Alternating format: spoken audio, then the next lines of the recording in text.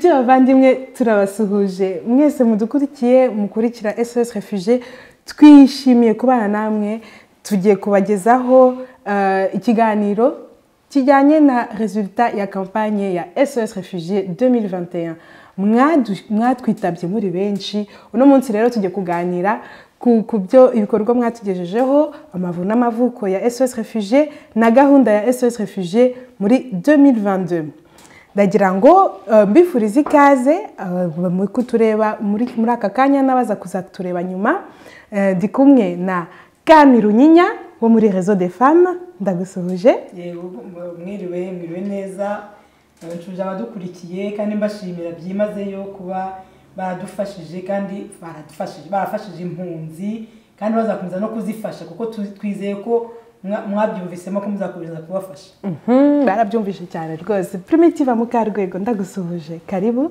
murakoze kumpa ikaze nanjye mboneyeho gusuhuza abakurikira SOS Refugiés cyane no gushimira abiyemeje muri abo badufashije n'abiyemeje gukomeza igikorwa cyo gumya gufasha impunzi nabo nuko bashimira nubwo batarabitangira ariko niba barabyemeje bazabikomeza nta mpamvu zo gusidikanya ngewe ndi Natasha abingeneye ngiye kubaganiriza murakoze kudukurikira karibu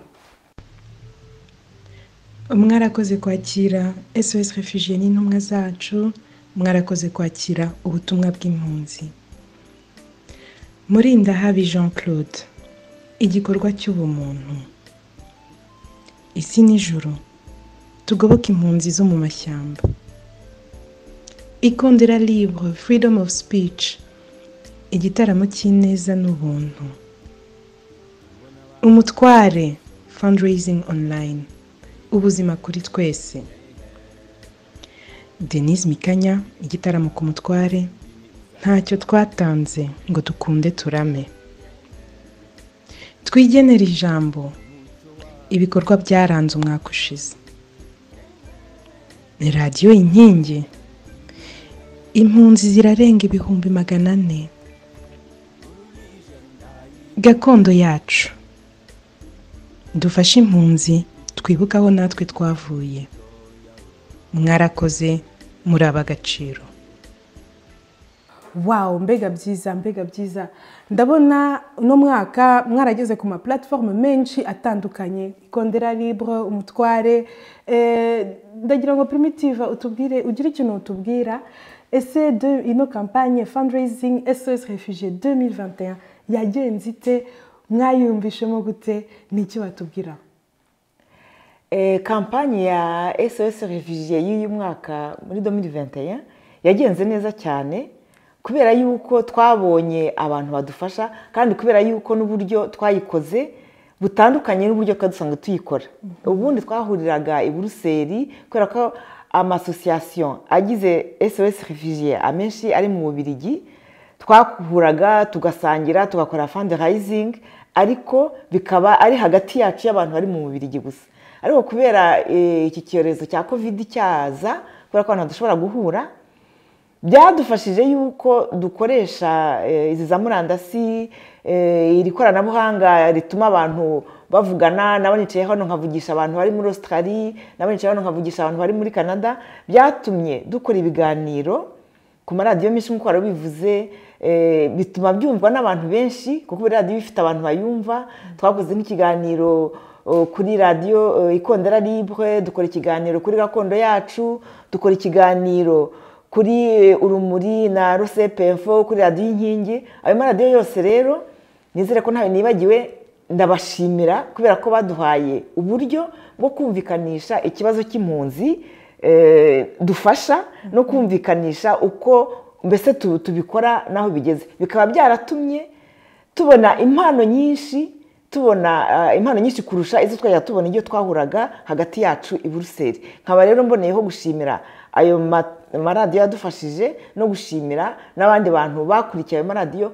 bakabona uburyo bwo kudufasha kugira ngo dushobore gufasha impunzi wow ndagira ngo ngiye by'umwihariko nshimire UNI Talk Show kuko niwe watugejeje kuri online platform ku bwa mbere ubundi dukomeje rero n'umutware n'abandi bose twabonye mwatwakiriye turabashimiye tubivanye ku mutima ndagira ngo ndebe wenda kame hari icyo nakubazaho twabonye ko kuva twagera kuri online nyine ibintu byafashe indi ntera ni iki watubwira ku bantu babyitabiriye ese hari abantu bashyizeho imbaraga nyinshi cyane ndagira ngo mbashimire notamment mvuga nk'abo badamu bo muri Canada bishize hamwe bakatwohereza vraiment envelope muri ab'agaciro turabakunda cyane ni iki watubwira ku bantu bishize hamwe bafite wenda se na za envelope barimo baragiye bakusanya hirya no hino ikintu navuga ni uko ndabashimira cyane kuko niba hari umuntu umwe muri bo wenda wamubwirije akababwira ati muze twifatanye dutange akantu gatubutse uwo muntu deja ndamushimira kuko ibyo ari byose kugira bikorwe nuko ari umuntu wagize initiative yo gukusanya abantu donc akaba ari igikorwa cyiza kandi kikaba cyarakozwe n'abantu batari bakeya nubwo za envelope zitagiye wenda zingana ariko hari nk'abo bantu bo muri Canada hari abandi bo mu Bubiligi hari na guverinoma y'u Rwanda ikorera mu buhungiro nabo nduba baraturebeye akabahasha ko guha impunzi abo bantu bose hari n'abandi wenda bose ntabwo twabavuga ko nzi ko hari abantu benshi bagiye bishyira hamwe ukabona abantu batanze bakaduha akavrope k'amayero 400 ayo 400 bakatubwira bati ni akagurupe akanaka kishyize hamwe kakabikora ukabona rero ko byerekana ko ibintu by'impunzi abantu benshi bari kubyitabira ku bwinshi kandi harimo abato harimo n'abakuze donc icyo kintu mbona ari cyiza cyane cyo kuba abantu bari kumva ko bakeneye gushyira imbaraga hamwe kugira ngo bafashe impunzi igihe ni iki kabisa igihe ni iki ariko Primitive watubwiye ko mwishize hamwe Plateforme SOS Réfugiés yavutse muri 2014 imyaka igiye kuba 7 ubu ngubu twabonye ko abantu babyitabiriye abatugejejeho amabahasha yanyu twarayabonye turabashimira by'umwihariko ndagira ngo ngaruke kuri guverinoma ikorera mu buhungiro mwarakoze muraba agaciro Primitive niki watubwira cyatumye muhura muri association ko mwari mumeze 7 muri 2014 ugereranyije n'uno munsi wagira ikintu tubwiraho gatonya ni ngombwa kubigarukaho kubera yuko igikorwa cyo gufasha impunzi zo muri Congo cyari cyaratangiwe na amasosiyasiyo abiri ariyo Système na Repetitement ariko noneho n'abandi wenda nka Réseau International des Femmes pour la Démocratie et la Paix nabo bakagira abantu bafasha noneho abantu iyo bari kuganira baravuga bati ese kuki bari bafasha bari ari babiri nanjye nkafasha ku giti cyanjye kuki tutahurira hamwe ngo dushyire imbaraga hamwe hanyuma tuzagere ku kintu gitubutse nuko rero kuva mu 2014 amasosiyasiyo 7 arimo Système nk'uko nababwiye Repetitement Corwabel CLIR Jambo ASBL na Réseau International des Femmes pour la Démocratie et la Paix n'Inyange twishyize hamwe noneho turavuga tuti reka dushyire imbaraga zacu twese hamwe dukora igikorwa gitubutse kandi igikorwa kigaragara nubwo buri muntu wese ashobora gukomeza gukora ku ruhande ariko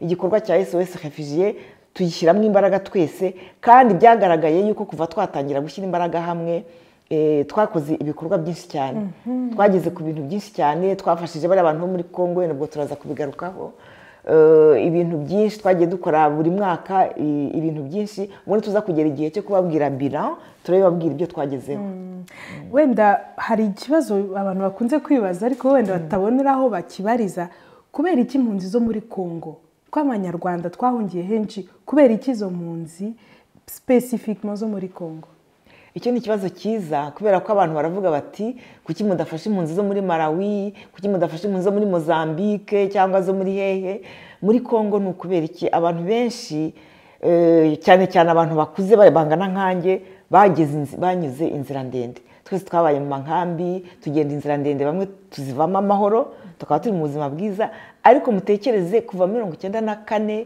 1996 amasasu aba ari hejuru ko hari abantu bakirara mu mashyamba iyo bavuze mu ishyamba rero ntabwo umuntu utarageze muri iriya shyamba ryo muri Congo ashobora gutekereza ngo avuga ati iryo shyamba rimeze gute wenda agira ngo ni nka ririya forêt de soigne ugendamo hari umuhanda ukabona ahantu ni ishyamba ry'inzitane n'iryo shyamba ry'inzitane haba harimo ibintu byinshi bishobora kwica umuntu, haba harimo inzoka, harimo imibi kurya, ibisimba byose, nta n'icyo kurya kiba kirimo. Mutekereze rero abantu bakiri muri iryo shyamba imyaka igiye kurenga 20, irenze 20, none tukavuga tuti bariya abantu nta nubwo bashobora kwishyira hamwe ngo bagire organisme ibitaho.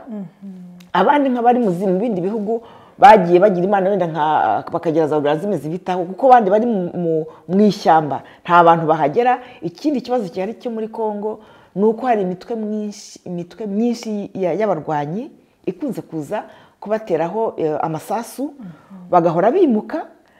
Muri uko kwimuka niyo bashoboye kugira utuntu bahinga ntabwo batwimukana, niyo bashoboye kwibukira nk'agashitingi muri kubona iruhande rwacu ntabwo bakimukana, kuko isasu rivuze ukiza ubuzima bwawe wenda n'akandi wari warabonye ukagata aho ngaho.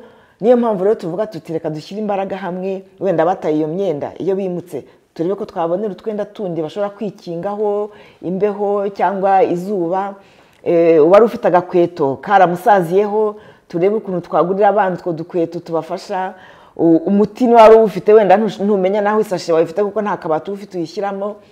Niyo mpamvu dufasha izo mpunzi kubera ko nizo nyinshi kandi nizo zibaho mu buzima bushaririye ugereranyije n'impunzi ziba mu bindi bihugu, babaho nabi cyane. Niyo mpamvu rero ingufu dushoboye gukusanya tuzifashisha impunzi zo muri Kongo. Ese byaba bisobanuye uku kuntu mu desida nakurikije kampanye zose, hari igihe biba by'umwihariko umuntu ari kwita ku bijyanye n'imiti cyangwa se izo bote zo mu mvura. Ese mudesida mute teme y'icyo muri bubafasheho buri mwaka, mubigenza gute kugira ngo mumenye icyo bakeneye?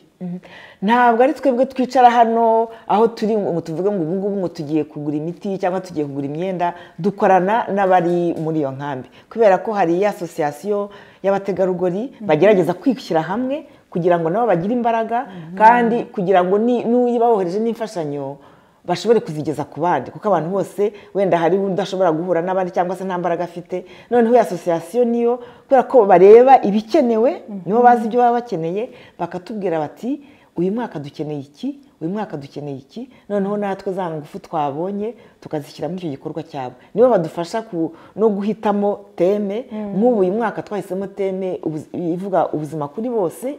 Nibo bavuze bati ubu noneho ibintu birakaze, usibye ko mwebwe mutinya covid aho ngaho muri, ariko hano ni na covid ihageze yatumara, kubera ko tuba dusanzwe dufite intege nkeya, kubera kurya nabi, kubera kutagira imiti, cyane cyane imiti ivura inzoka, malariya, cyangwa se niba wagize wanakomeretse ushobora kurwara igisebe kubera ko nta muti ufite, utabonye antibiotique akaguru kagacika. Niyo mpamvu rero iyo teme twavuze tuti koko ni ngombwa ko dufata iyo teme santé ubuzima kuri bose kugira ngo tubafashe kubona imiti. Koko ni ikintu gikomeye. Numva umuntu uri kuri iyi si kuva mu mwaka wa 2020 kugeza ubu twabonye yuko ubuzima ari ikintu cyoroshye. Navuga ni fragile, ko tugomba kububungabunga. Twebwe dufite uburyo bwo kububungabunga, ariko bo nta buryo bafite. Niyo mpamvu tubafasha uko dushoboye kugira ngo babone iyo miti. Iyi association y'abadamu ni Aferwari dutera imbere, niyo ikomeje kuganira na SOS Refugiés plateforme kugira ngo tumenye uko tugiyanisha ibintu. Turabasuhuje, muraba agaciro.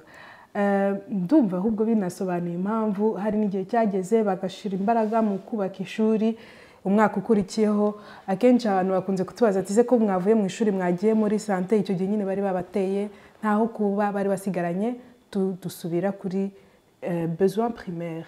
Kuri Kiss Kiss Bang Bang ngira ngo byanasobanutse neza, kuko uwashakaga gukora contribution yashakaga guhitamo amayero 30 yari izo bote, wazamuka ukagera kuri education scolarité y'umwaka wose ushaka kufata en charge, cyangwa se ugafata imiti y'umwaka ku muryango umwe. Ndumva bisobanutse, ariko nongere wenda ngaruke kuri Kami babwira nti ese fundraising iraje yarabaye 2021 rwose twarayibonye. SOS Refugiés mwitegura iki muri 2022? Ese hateganyijwe iki? Ese abantu tube tugiye kuryama tuzagaruka muri December, mwiyorganiza mute?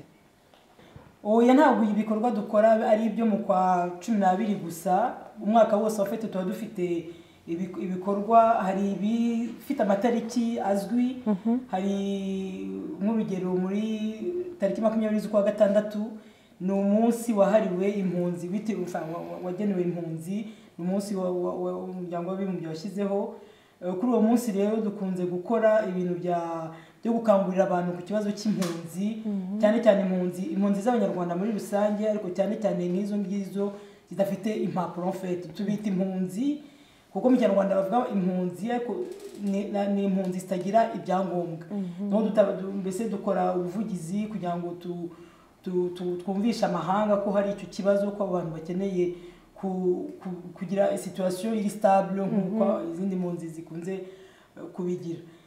Ikindi dukora mu kwa 10 akenshi bari mu ntangiriro ndumva bari icyumweru cya mbere cyo kwa 10 hari marathon iba Bruxelles, le marathon de Bruxelles duprofita natwe tukajyamo tukirukanka twambaye ama t-shirt par exemple yanditseho SOS Réfugiés dufite ama flyers tugenda duha abantu kugira ngo nabo tubasensibilize tubabwira ikibazo cy'impunzi kuko umuturage w'ino usanzwe ngira ngo ntabwo azi icyo kibazo cy'impunzi cy'abantu bari muri Congo rwose ari ubaje yakubwira ati ibyo ntabyo nzi niyo mpamvu rero tugerageza gukora utwo dukorwa dutoya ko kumenyekanisha icyo kibazo tukimenyekanisha ku bantu b'abaturage basanzwe ku buryo niyo tugize icyo tuvuga hari umuturage uzavuga uti ati haba nababonye hari ahantu bavugira impunzi koko hari ikibazo mbese bituma hari n'abandi bantu batari abanyarwanda bitabira ibikorwa byacu nk'ibi byo gutanga amafaranga mu mpera z'umwaka kubera ko batubonye icyo gihe bakamenya icyo kibazo donc urumva nabyo ni ibintu bifasha impunzi ubundi bintu dukora hari nk'ibibazo biza bidahoraho nk'umwaka ushize habaye ikibazo cy'impunzi zo muri Malawi noneho barazibwira bati guverinoma idesida ko mu minsi iminsi yabahaye babwira uti mwese mugomba kujya mu nkambi donc n'uwari waratuye mu mazu n'uwaguze n'ugurisha n'ufite akaduka n'iki ati mwese mugomba kujya mu nkambi ubwo baradutabaje noneho dukora amabarwa dutabaza mu miryango ibishinzwe tubabwira tuti ibi ntabwo bishoboka ntabwo mushobora gufata abantu nk'ari amatungo ntabwo abantu bahunze deja bafite ikibazo barababaye bavuye aho bari batuye aho baturuka bafite ikibazo none mwongereho ikindi cyo kumvisha ko na gato bari bafite mbese murakabambuye muba n'ikibazo gikomeye hakaba hari n'ikindi kibazo ariko n'indi myaka hagiye haba utuntu nuko byose ntabwo umuntu yabivuga ndavuga ibyabaye vuba aha ngaha habaye n'ikibazo mu mpera z'umwaka wa 2020 cy'abantu bari bagiye mu manza Arusha none bakabageza muri Niger ari abagabo 8 noneho ariho bitwa ko bagomba kuba noneho igihugu cya Niger cyavuga kiti tubaye iminsi 7 mwe muvuye aha ngaha kandi ubundi bari bavuze bati tubemereye kubino tubahaye impapuro icyo gihe nabo twese tukora ubuvugizi kuri abo bantu b'abapatride donc nta mpapuro bafite nta gari de réfugiés reconnu donc impunzi zemewe na HCR umuntu abita apatride mu gifaransa cyo kumuntu yabira donc n'ibyo byose tugenda dukora buri mwaka. Camille naba mbivuze neza mvuze nti harimo ibikorwa byo gukora ubuvugizi gusensibiliza no gukusanya inkunga yego nizo rendez-vous donc muri juin tukibanda ku gusobanura ikibazo kuko ibyo byose biba bifite inshingiro akenshi niyo clause d'association bavuga December umuntu akaba ari gushaka izo nkunga kugira ngo tuzashobore kugira mbese no entre temps hakaza izo za SOS bitewe na urgence du moment nambivuze neza nuko rwose nuko bimeze okay bitumye rero wenda nagaruka mpindukira ngaruka kuri kuvuga nti mwese muzakomeze mukurikize ibikorwa bya SOS Réfugiés musobanukiwe gahunda musobanukiwe ibikorwa ibyo muri December ibyo muri juin n'ibyo muri entre temps bitewe na actualité ntibivuze ko umuntu agomba gutegereza muri December kugira ngo atange inkunga ese umuntu wifuje gutanga deja contribution yari yo yose yabigenza ate adategereje muri December ntabwo biruhije kubera yuko iya platiforume yacu SOS Refugié ifite Facebook. Kuri iyo Facebook uhita ubonaho nimero de compte ushobora gushyiraho iyo mfashanyo. Hari na nimero ya ntuza ya PayPal ushobora gushyiraho nutabishoboye, kuko hari abantu benshi wenda bavuga ati ngiye nta Facebook mfite, cyangwa se sinashobora gushyira amafaranga kuri nimero de compte, cyangwa se sinshaka kuyashyiraho. Uramubwira uti niba hari umuntu wizeye, amasosiyasiyo ni 7, harimo abantu benshi, noneho muri ayo masosiyasiyo 7 reba umuntu wizeye uvuga uti dore ngiye amafaranga nguhaye uzanshyirire kuri konti. Ibyo bibaho. Nkanjye hari abantu benshi banyujeho amafaranga n'ubu ngubu bavuze bati turabyiyemeje tuzajya tuyakunyuzaho wenda ku kwezi nzajya ntanga 30, ubwo nzajya nyakunyuzaho, nzajya nshyiraho atatu nyabike ariko nyaguhe yatubutse. Niba nawe aho uruvuze uti ngiye mfite ero imwe, nta mpano iba nkeya, iryo ero rimwe ryawe ushobora kurikusanya nyuma y'umwaka ukagira 12 ukazayaha umuntu cyangwa ukayashyira kuri iyo konte akazajya ku yandi akaba menshi. Iyo utekereje uravuga uti inyanja igizwe n'amazi, ayo mazi agizwe n'udutonyanga, agatonyanga kamwe kavuze ati ngenda agiye iyi nyanja nyivuyemo, ya nyanja yageraho igakama. Niyo mpamvu rero umuntu aho ari hose ashobora kuvuga ati impano mfite iyo ari yo yose, byaba rimwe, yaba 10, yaba 100, yaba 1000, umuntu atanga uko yifite. Kandi icyangombwa ni ukumva yuko hari abantu bababaye, wenda ngewe ubu ngubu ndiho meze neza, ariko nishyize mu mwanya wabo nakwifuza ko nanjye abantu bamfasha. Niyo mpamvu rero umuntu ashobora kuvuga ati bariya abantu aho bari ari ngewe uhari uyu munsi, natekereza nte byanshimisha nanjye bamfashije, reka nanjye noneho ntekereze mbafashe. Biroroshye gufasha, utabishoboye unyura ku bandi bantu. Nkunze cyane ako kantu ko kuvuga nti niba ufite n'ikibazo cyo gutanga directement, dushake abo muri association uko ari 7, abatuye kure PayPal hari mode ushobora kuactiva ugahita ushiraho ko uzagutanga ayo mayero 3, 5, 10 cyangwa 100 niba ufite uwo mufuka buri kwezi. Ayo mafaranga rwose azatugeraho, ntimugire impungenge, mutwegere pfa kuba tugejeje ayo mafaranga ku mpunzi, kuri abo ba Patride badafite ababiyokupa. Ndagira ngo wenda ngaruke, hari n'akandi gakorwa nari ngiye kwibagirwa, za tirelire zirahari, zarasohotse ku bari hano hafi, aba muri tuvuge wenda kuri mu Bubiligi, mu Bufaransa, nawe mwe mushobora kubigira kugira ngo abana banyu nabo bashobora gushiraho mu gihe bishimye bashiremo 1 euro, mu gihe bagize ikintu bagiraho wenda foot muri equipe yabo ya foot yatsinze dushiremo 5 euro, bityo mu mezi 2, 3, 5 muri December tuzaza gufata izo tirelire iwanyu maze tuzishire hamwe, ikigega cyagure tubahe bitubuke. Mbese Camille, kuri izo note positive hari izi feedback abantu bagiye bohereza, ngewe nagira ngo wenda tugire ikintu tuvugaho. Nabivuzeho nabikomojeho kare, ariko ikibazo cy'impunzi ntago cyarangirwa muri don, kwa kenshi abantu baravuga ati se naho naba mfite amayero 1000 ndatanze, ariko turimo turavuga abantu bamaze kugera rien que muri Congo on parle de 300,000 personnes. Ni ikibazo cyo muri Congo, muri Kintere barahari, Zambia barahari, Malawi, izo SOS tumaze kumva impunzi z'Abanyarwanda bari hose ku isi. Ese amaherezo y'iki kibazo ni nayahe? Nibyo nkuko bivuze, ntabwo amafaranga ayo twatanga yose sinzi ko yashobora kurangiza iki kibazo, kuko abantu ni benshi kandi ibibazo ni byinshi.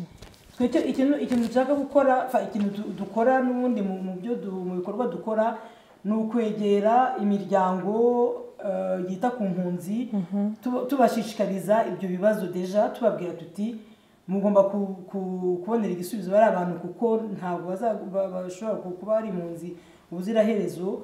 Nk'umuryango w'abibumbye turashaka mu bintu tugomba gukora, tugomba kureba nta kuntu twazanoherezayo intumwa zigenda zigahura n'uwo muryango, mbese tukexpose ikibazo dufite des données, tukabwira tuti ikibazo kimeze gutya, mwadufasha iki kugira ngo iki kibazo kirangire. Mbese ibyo biri mu bintu mu maproje dufite yo gukora, yo gushaka imiryango yita ku mpunzi.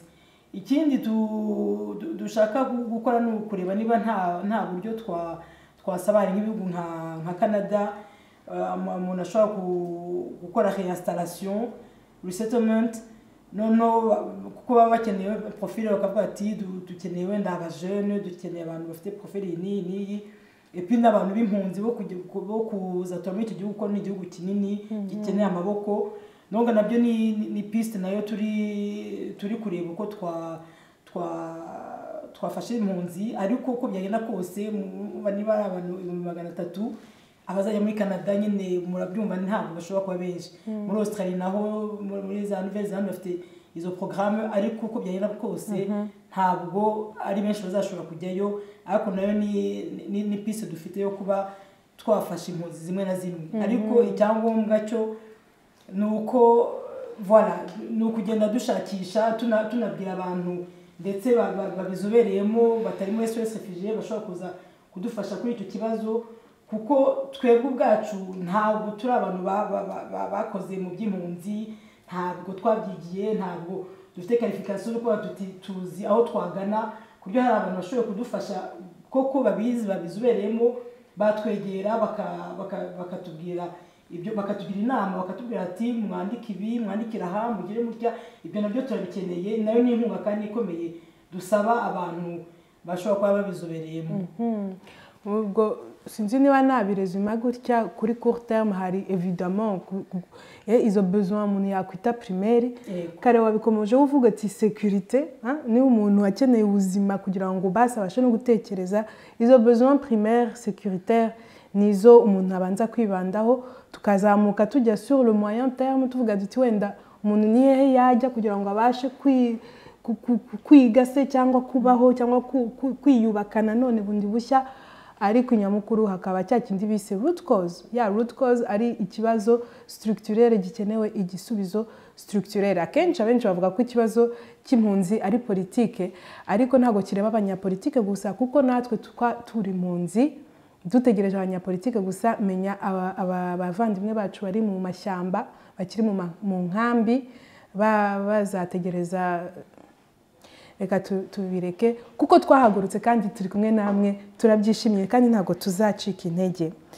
wenda tugana ku musozo ndagira ngo nibutse abantu mwese muri kutureba mwese mwaduhaye ikintu yaba ibitekerezo cyangwa se amafaranga turabashimira cyane kandi ikintu nakunze kumva kikunze kugaruka no muri ibi bikorwa nk'ibi ni uko iyo umuntu ari wenyine wihara ibyo yakora ariko iyo turi benshi izi mbaraga vraiment zigira intera zindi ifata bigira solution zaporta abo bana nabo bana b'impunzi babo abadamu babo n'abagabo babo bari aho bagira n'icyo cyizere kivuga giti ntago batwibagiwe koko turi bamwe koko turi abanyarwanda ubuntu je suis ce que je suis grâce à ce que nous sommes tous tubizirikane dukomeze ndagira ngo wenda mfate n'akanya nsaluwe abantu bose mukora ibikorwa muzirikana impunzi aho muri hose mumenye yuko turababona turi kumwe kuko iyi mbese ni yakoze itranscenda kuko twese twabaye impunzi niba turi hano turabizirikana kandi ntago tubyibagirwa ndagira ngo by'umwihariko nsuhuze Bamukunde Foundation turabasuhuje ndagira ngo nsuhuze Tabita Gwiza n'ibikorwa mukorera muri ARC Alliance Rwandaise pour le Changement ndagira ngo nsuhuze by'umwihariko guverinoma ikorera mu buhunzi n'ibikorwa na ministeri yanyu mwashizeho yiyita ku kibazo cy'impunzi namwe mwese mubikora individuellement cyangwa se mubikora muri association yanyu ariko wenda mutabizana hano kugira ngo abantu bose babimenye muri privé cyangwa muri public icyangombwa ni ugukora ni ukuzirikana impunzi ni ukuvuga ko natwe twuri impunzi kandi ubuntu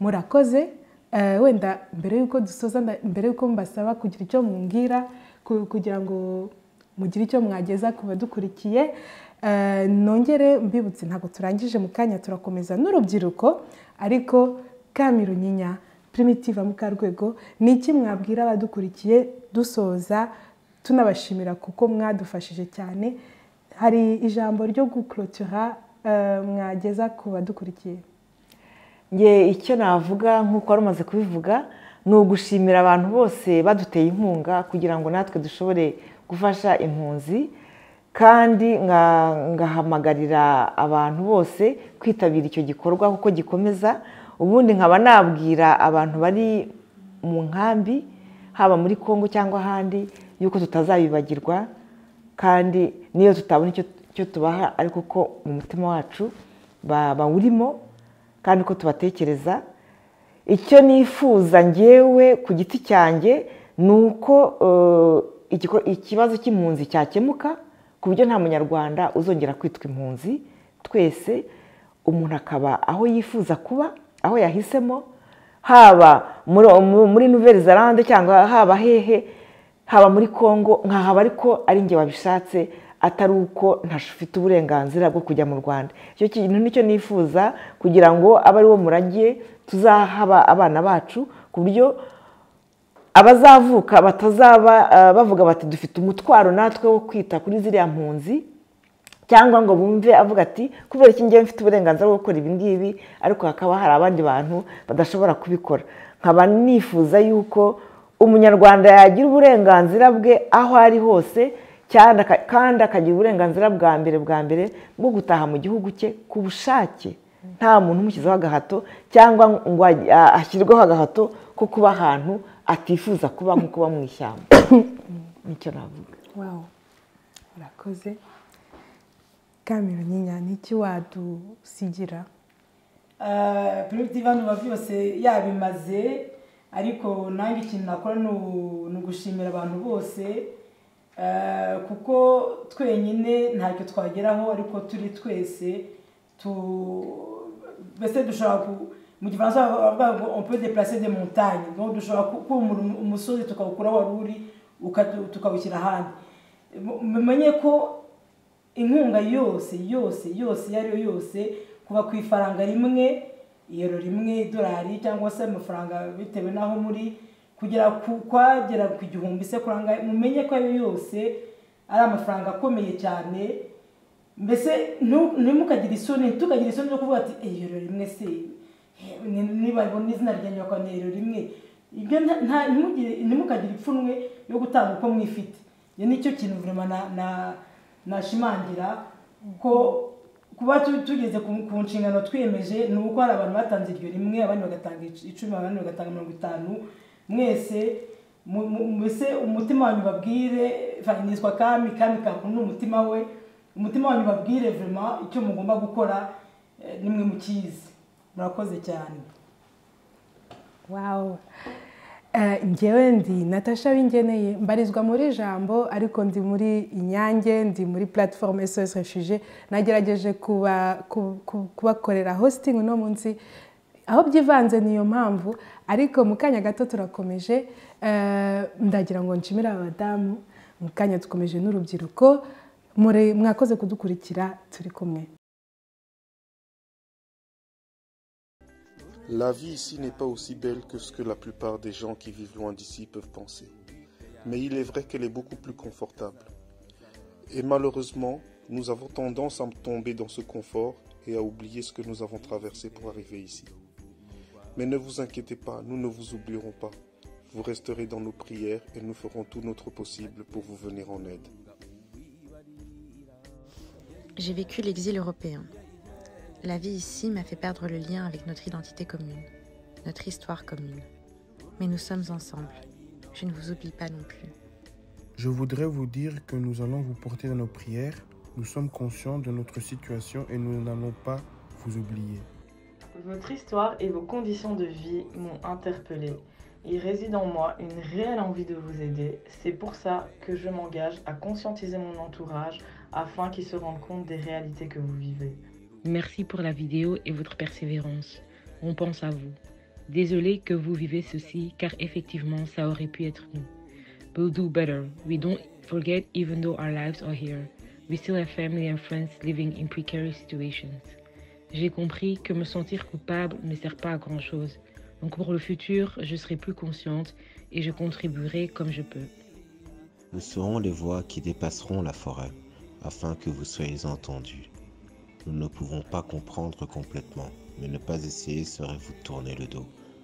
Or, nous sommes une grande famille, et on n'ignore jamais sa famille. Et cela doit surtout venir de nous, nous qui avons plus de moyens de parler. Nk'uko mumaze kubyumva ntitubibagirwa na gato, kandi tuzagerageza kubabera amajwi azambuka ayo mashyamba, ariko ibibazo mubayemo bikunde byumvikane. Dukomeze gusaba twese hamwe nk'abanyarwanda, dusaba iyaduhanze kutubibamo urukundo rutubanisha twese mu mahoro, kuko n'ubundi umubano mu bantu niwe murage rusange wa ba sogokuruza.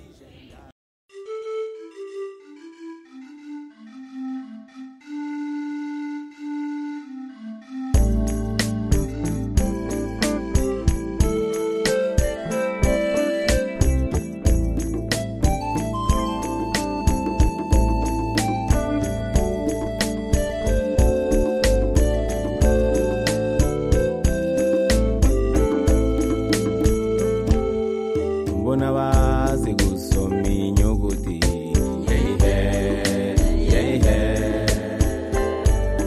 bivugira gusa indimi iz'ahandi,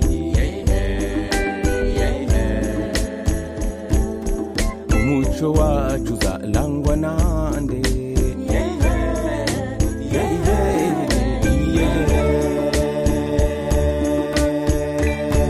ururije ndayinowe,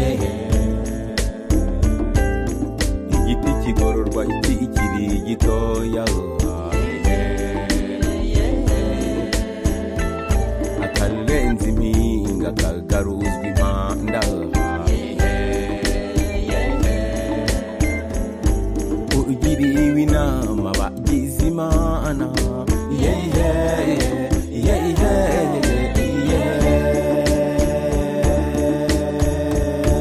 ururije ndayinowe,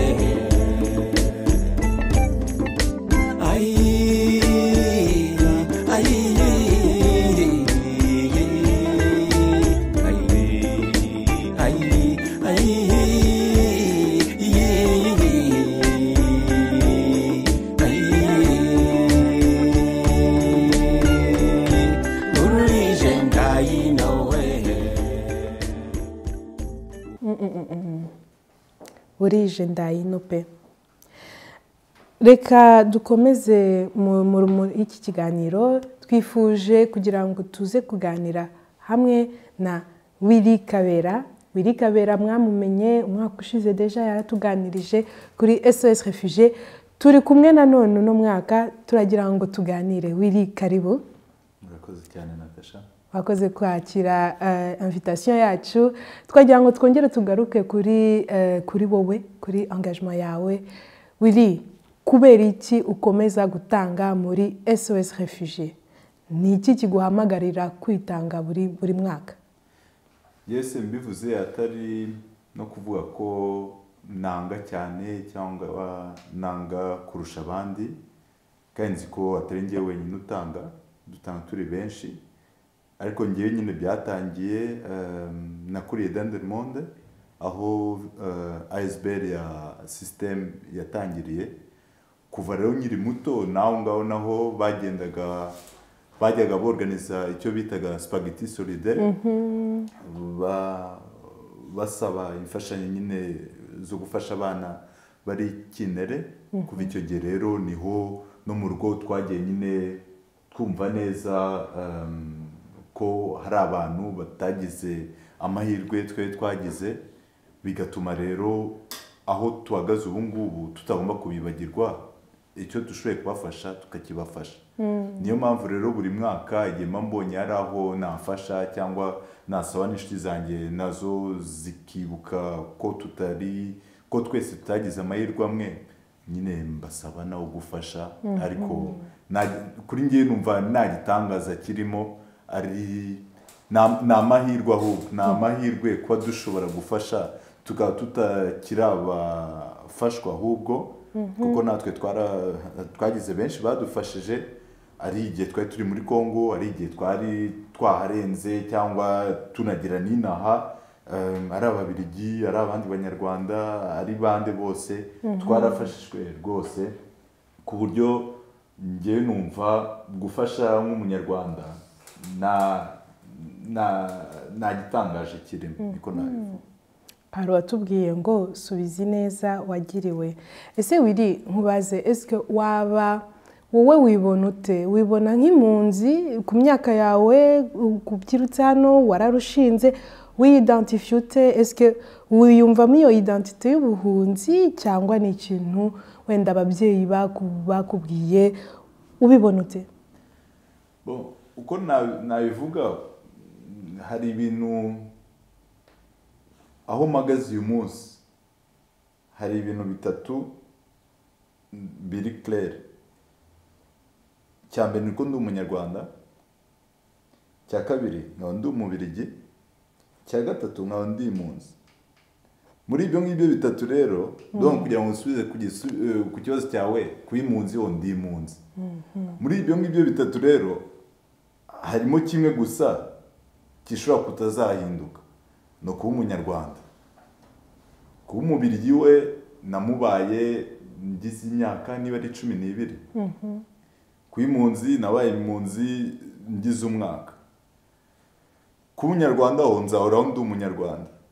Ariko rwose kugira ngo usubize uyu munsi ndi impunzi, ndacyari impunzi kubera iki? Kubera iki ndavuga ko ndari impunzi? Kuko kugira ngo iyo identite y'ubumunzi nyireke, niko nshobora gusubira ahantu mba uwo nshaka kuba wenyine. Naswe kugeza ubu ngubu ndacyari oblige, nasabye ubuhungiro bushimira ububirigi. Niyo icyatumye umubirigi niko ndi impunzi. Umunsi nazaba nyiri impunzi, n'ababirigi nabo nzabashimira uko bamfashije, ariko sinzi icyo nzakora. Kuba umubirigi bishobora no guhinduka. Icyo nzi kitazahinduka ni ukuba umunyarwanda. Umunsi nzaba ndi umunyarwanda gusa, niyo nzavuga ni okay, sinyiri impunzi. Ariko ubu ngubu uko bimagaze, impunzi yo ndacyariyo. Ndi impunzi nanjye tu. Nkunze ukuntu ufite ukuntu très clair ubidefinisa izo identité multiple, nkuko baduhamagarije identité zacu tugomba kuzakira, nta nimwe igomba kudutera ipfunwe, tukazakira tukabana nazo. Ese muri iyo chemin, kuko nibaza yuko wagombye kubitekerezaho ukabugezaho wabisobanukiwe, ni uruhe ruhare wavuga cyangwa se conseil waha association nka système yagufashije, nka plateforme nka SOS Réfugiés igerageza gukora ibikorwa byo biri adressé ku bajene nkawe cyangwa même plus jeune que toi? Ni izihe conseil waha abagukuriye muri iyo gahunda? Mu by'ukuri sinzi niba nabyita conseil, kuko ari système, ari les petites mains, ari Jambo, abandi Inyange, abakoze SOS Réfugiés bose, ahubwo ngewe nabigiyeho byinshi. Ari Inyange zaramfashije rwose mu kuba fier nk'umunyarwanda, ariko kujya nko muri Bozar nyine ukumva uti abanyarwanda natwe nyine hari icyo twageraho, ukabona Bozar iruzuye, abantu bose baje bambaye neza, ukavuga uti wow, abanyarwanda rwose hari aho tuhagaze, hari abo turiho. Ibyo ngibyo byamaga fierté nyinshi. Système nkuko nabivugaga, kuva twari turi abadolescent, borganizaga spaghetti solidaire mu mujyi nabagamo, Dendermonde, amasosiyasiyo menshi yagiraga iminsi mikuru cyangwa nyine des soirées de charité. Natwe nyine tukavuga uti okay, ku ishuri tukavuga uti nimwumve uyu munsi natwe communauté yacu y'abanyarwanda nayo hari icyo organiza, nimuze tukahurira n'abandi banyarwanda, tukaba tuzi ko turi gukora ikintu cyiza. Donc mu gutanga conseil, sinzi niba nabita conseil cyangwa nabita juste ibyo wenda mbona. Ibyo mbona cyane cyane niko mu bajene hari iyo nyota, hari iyo nyota yo gufasha abanyarwanda no mu gufasha abanyarwanda kandi natwe no kwifasha en fait mu kumenya neza identité yacu, kumenya abo turi bo, ayo ma association ayo ma cause turayakeneye kugira ngo natwe dukure mu bo turi bo. Kuryo rero ayo ma association nzi ko hari igihe babibaza ati ese abajene ni gute twabageraho, ese abajene hari ubwo batwumva neza, hari ubwo bumva neza iyi cause ko tubona bo wenda bo na pa direct bakora badusanga. Mushobora kumva ko bishobora kubademotivaho gakeya, ariko mumenye ko abo bajene nyine cyane cyane twe twakuriye inaha hari ukuntu nyine tuba tukiri kwishaka, ariko twabona un endroit nk'ubwo mubonye nk'Inyange igihe yorganije spectacle, ukuntu abajene baba bari fier baza bari bose. Genda keka ko igikeneye niko nyine haba iyo organisation, ababyorganiza bakavuga ati okay, turemera dushiremo energy yose, tumenye ko ariko turi gukora aba bajene, kandi aba bajene nabo nibageramo ahubwo bagezemo, ahubwo tubereke baba bahageze, tubereka ahubwo uko bagenda babidufashamo. Ngubu nk'iyi SOS Refugee uko nk'uko iba yabaye nk'ayo ma association yose nyuma ya covid ashoboye muri uwo munsi wa bagani Bruxelles akabahamagara abajene, bakabahamagara bakabasibla vraiment, atari gutumira ngo baratumiye batumiye ababyeyi, no, nibashake umujene umwe babiri batatu bifokaliza ku bajene, bagendero babashake babazane hamwe, igihe baraba bahuye message izaca ko abajene rwose bafite inyota, abajene bazi ko ari abanyarwanda, abajene barimo ahubwo barashaka uko bahura muri identité yabo bagakomezanya. Rwose ayo association nacika intege, kuko en tant que jeune tubari inyuma, gusa hari igihe tuba tutazi neza uko twabigenza nuko twabikora. Aho ngaho rero niho ababyeyi bakuru bacu tuba tubasaba duti rwose nimutwibagirwe cyangwa nimunanirwe ngo muvuge ati bari abo baratakaye, nimutwibagirwe. Dufate gahunda rero. Kare twahoze tuvuga le 20 juin ya buri mwaka ni umunsi wahariwe impunzi, Journée internationale des réfugiés. Dukoze umunsi w'abajene kugira ngo tubasobanurire le fait d'être réfugié. Niba binyemereye twabikorana hamwe, noneho tukabasibla by'umwihariro bo tukabaganiriza kuri condition du réfugié. Rwose ndumva ari igitekerezo cyiza, nubwo nayo nakiri umunyeshuri, icyo mise nekereza niko le 20 juin hari ibizami. Niyo mpamvu namwe bari mu ma association ni byiza gutekereza abajene, kandi n'abajene nabo barabakeneye, ariko mugende mufata umujene umwe babiri batatu mubabaza ati ese abajene twabagiraho duti. N'icyo yahita kubwira ati Natasha rwose icyo gitekerezo ni top, ariko le 20 juin biragoye. Hahandi tuba dukeneranye kugira ngo dusobanukirwe. Ariko iyo contact ni ngombwa rwose, kandi nk'uwo munsi tushobora kuorganiza début mai mbere ya blocus, cyangwa muri ete igihe abajene baba bari hanze kugeza 3h 4h du matin tugahura. Turi kota akazuba muri ete tuzakora barbecue maze tuganire ku buhunzi icyari cyo. Urakoze, ariko mbere yuko wenda dusoza, hari abajene benshi bakunze kutubwira y'ukuntu yego ibintu byo kuba engagé ugafata ino cause, twamubwira ati nyamara ba Willy nabo barahari, ati ko ngo Willy n'umuntu ni Willy nyine yeguri exceptionnel, ariko se engagement nko ku kintu nk'iki cyo kuzirikana ko umuntu natwe twanyuze mu nzira ndende, twagize imana ntacyo twatanze, twagize imana zo kugira ahantu igihugu hano mu Bubiligi baratwakiriye, ariko se niki wabwira abajene bari batoya kuri twebwe, kuri wowe bumva gukora ibi bintu bya engagement, kuza muri platform nka SOS Refugee, kujya mu Nyange cyangwa kujya muri Jambo, ari ibintu cyangwa muri Réseau des Femmes, ari ibintu bisaba kwiyangaja, ariko ntabwo bisaba plus que ça. Niki wababwira kuri aba bajene babigize ibintu by'abantu bakuru? icyo nababwira ni ko abari muri ayo ma association na bon exceptionnel cyangwa unique, twese turi unique, reka tubyite unique kubera ko exceptionnel nta muntu uri exceptionnel pour être honnête kuko twese turi abantu basanzwe. Ariko icyo nshobora kubwira abo bajene niko hari ibintu nabonye korona igitangira, habaye uriya mugabo George Floyd wapfuye muri Amerika, ku isi yose hahita haba movement Black Lives Matter, twese turahaguruka,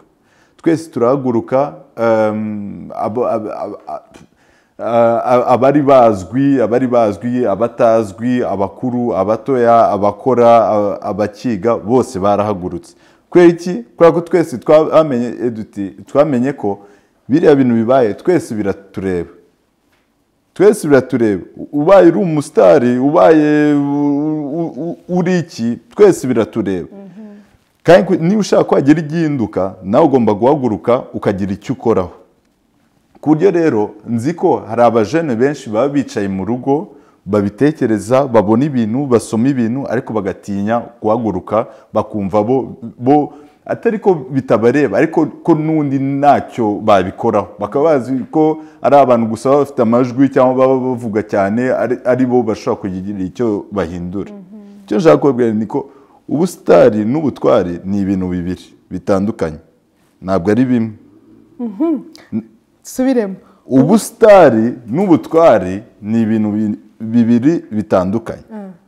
Kubera ko hari abibwira ati ok, donc ubu ngubu tubonye Natasha, nkatwe ngubu muri covid iwacu mu rugo, umusitari wo mu rugo ni umutware.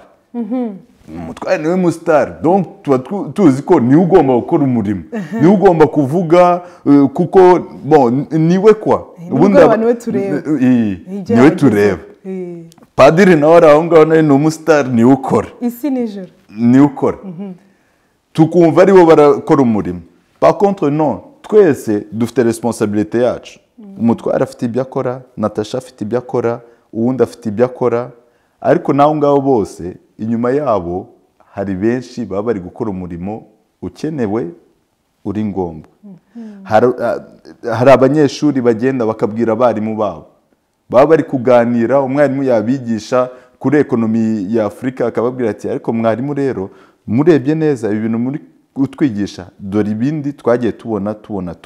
N'umwarimu nawe akavuga ati nanjye negura aya masomo, nafashe amaraporo officiel, honnêtement situation individuelle y'u Rwanda par exemple ntabwo nyizi, ariko ubu ngubu kumbwiye ngiye kubyigaho, mbibazeho, umwaka utaha cyangwa icyumweru gitaha nzabigarukaho. Uwo munyeshuri akaba akoze umurimo we, akaba ari kwigisha nawe, uwo mwarimu agafasha n'abandi bigana kumenya ukuri, baba bari gusobanura ibyatubayeho, basobanura bati abanyarwanda bari mu Bubiligi ni bene aba ngaba, kuko ari byo wenda, kuko ariyo wenda ibiri narrative ihari. Ugahaguruka ukavuga uti oya mwarimu, ntabwo ari byo, ahubwo niba ushaka ko ugira abo uganira nabo, dore hari n'izindi document, dore hari ibindi bitabo, n'ibi nabyo wabisoma, n'ubwo nawe arakenewe.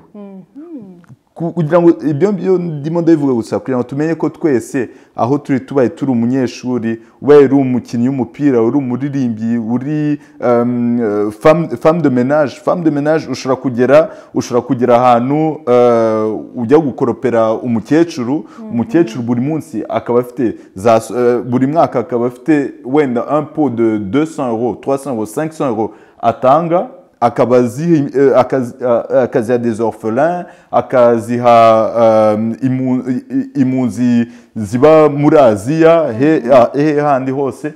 Ukamubwira ati umva, burya u Rwanda nubwo bavuga ko hari amahoro, ariko kugeza ubu ngubu haracyari impunzi ziri muri Kongo zikeneye gufashwa. Hari impunzi, hari abana badashobora kwiga kugeza ubu ngubu b'Abanyarwanda. Ese nabo muri ayo ngayo utanga uyu mwaka kuri Noheli, nabo ushobora kubibuka, ukabufashije nk'abana 5, ukabufashije umuryango ukabona umuti, umwana akajya mu ishuri. aho ngaho naho uba uri gukora umurimo uri ngombwa. mbese wiri hari ukuntu umuntu yavuga ati buri wese nashireho itafari rye. Hari undi mujene tujya kungana, reka tuvuge ko tujya kungana, witwa Normand Ishimwe, niwe watubwiye ati buri wese najye kuri tere ya foot, umwataka yatake, umudefenseur adefande, n'uri mu izamu akinye mu izamu, n'abafana dufane, ariko buri wese akore agira icyo akora. Ndumva iyo analogie ni gutyo nabirezima rwose kandi uko uvuze umupira byose ndabyemeye. Ewana ni gutyo rero. Reka dusozereza aho ngaho mbere yo kurangiza wenda ikiganiro biri ni iyihe message watanga ku badukurikiye bose? Hari ikintu washaka wifuza kongeraho ku byo twavuze jusque là?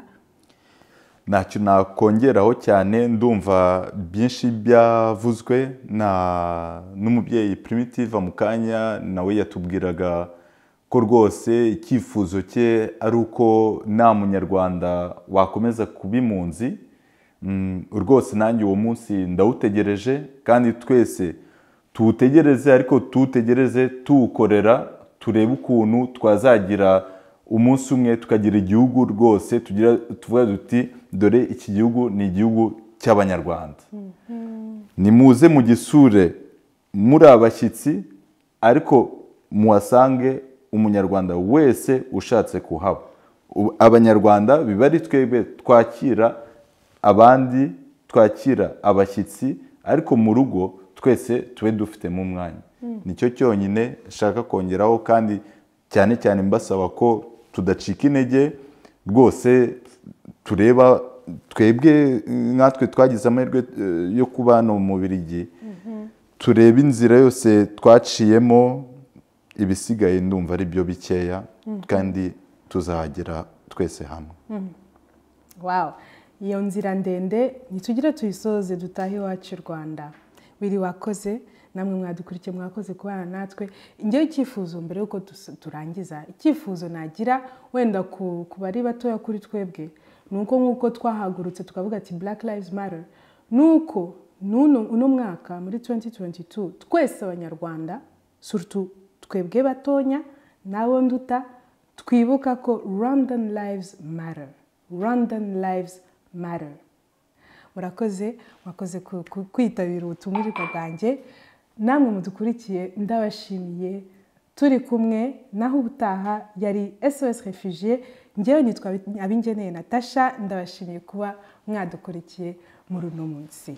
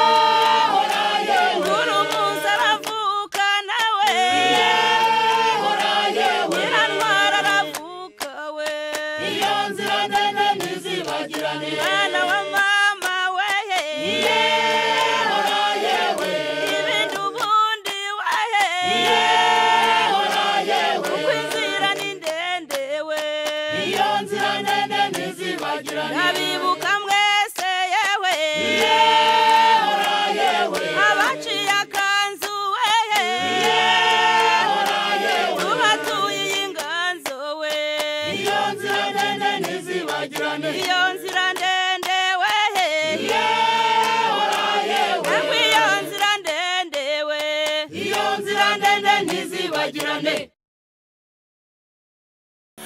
is a long way, ja, het is a long way. Ben op de street, ze schreeuwen, niemand hier is safe. Het is niet easy om te uiten voor me. Dus daarom tak ik al die dingen op beat. Waar het begon in de city. Mannen switchen voor de Westside, ja. Maar laat mijn doelen wel actief zijn. Beter let je op je fam, niet alleen die zijn. Is niet echt, is niet echt. Let niet op die fake, is niet echt, is niet echt. Ben geblest op mijn chest. Dragen van die cross om mijn nek. Amen. Ik doe al die shit nu voor de family. Genoeg struggles, ik wil het nu wegnemen. Mijn moeder zit al jaren in detentie. Mijn vader die is ziek, die man die moet nu weg hier. Hoe lang, hoe lang, hoe lang, hoe lang, hoe lang. Het is easy, easy, no, no, no, no. Het is een long way, long way, long way. Maar we doen het alsnog, alsnog. Ik doe het alleen, there's no love, no love. Ik doe het alleen, stond alleen in the dark. Het is niet slim om veel te takken, je moet doen. Want er zijn niggas die je doen voor een prijsje van een shoe. Focus on the good things. My G, dan ga je zien, er komen blessings.